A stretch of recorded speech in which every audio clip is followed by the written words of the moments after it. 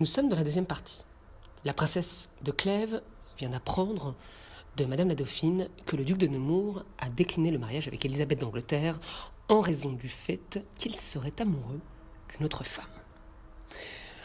Le duc profite de la fin de la cérémonie de mariage de Madame pour parler à celle qu'il n'a pas vue depuis la mort de Madame de Chartres. En effet, la princesse a décidé de s'éloigner, de prendre du recul. Cette princesse était sur son lit, il faisait chaud, et la vue de Monsieur de Nemours acheva de lui donner une rougeur qui ne diminuait pas sa beauté. Il s'assit vis-à-vis d'elle, avec cette crainte et cette timidité que donnent les véritables passions. Il demeura quelque temps sans pouvoir parler. Madame de Clèves n'était pas moins interdite, de sorte qu'ils regardèrent assez longtemps le silence. Enfin, M. de Nemours prit la parole et lui dit des compliments sur son affliction. Madame de Clèves, étant bien aise de continuer la conversation sur ce sujet, parla assez longtemps de la perte qu'elle avait faite. Et enfin, elle dit que, quand le temps aurait diminué la violence de sa douleur, il lui en demeurerait toujours une si forte impression que son humeur en serait changée.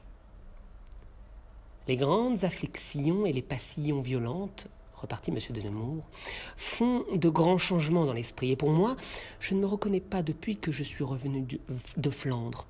Beaucoup de gens ont remarqué ce changement, et même Madame la Dauphine m'en parlait encore hier. « Ah, il est vrai, repartit Madame de Clèves, qu'elle l'a remarqué, et je crois lui en avoir ouï dire quelque chose. »« Je ne suis pas fâché, madame, répliqua M. de Nemours, qu'elle s'en soit aperçue, mais je voudrais qu'elle ne fût pas seule à s'en apercevoir. Il y a des personnes à qui on ose donner d'autres marques de la passion qu'on a pour elles que par les choses qui ne les regardent point, et n'osant leur faire paraître qu'on les aime, on voudrait du moins qu'elles vissent que l'on ne veut être aimé de personne. L'on voudrait qu'elles sussent qu'il n'y a point de beauté dans quelque rang qu'elle pût être, que l'on ne regardât avec indifférence, et qu'il n'y a point de couronne que l'on voulût achever au prix de les avoir jamais. Les femmes jugent d'ordinaire de la passion qu'on a pour elles, continua-t-il, par le soin qu'on prend de leur plaire et de les chercher. Mais ce n'est pas une chose difficile pour qu'elle soit pour peu qu'elle soit aimable. Ce qui est difficile, c'est de ne s'abandonner pas au plaisir de les suivre, c'est de les éviter par la peur de laisser paraître au public, et quasi à elles-mêmes, les sentiments que l'on a pour elles. Et ce qui marque encore mieux un véritable attachement, c'est de devenir entièrement opposé à ce que l'on était, et de n'avoir plus d'ambition ni de plaisir, après avoir été toute sa vie occupé de l'un et de l'autre. Bien. La scène s'ouvre sur un silence gêné. Ce sont des retrouvailles, mais ce sont des retrouvailles au cours desquelles le dialogue a du mal à reprendre. Bien qu'il reprenne en fait là où il s'est arrêté, c'est-à-dire avec la mort de Madame de Chartres. C'est peut-être ça d'ailleurs l'amour, c'est être capable de continuer un dialogue infini. Le prince confie également sa peine, qui est tout autre qu'un deuil maternel en fait, vu qu'il est amoureux.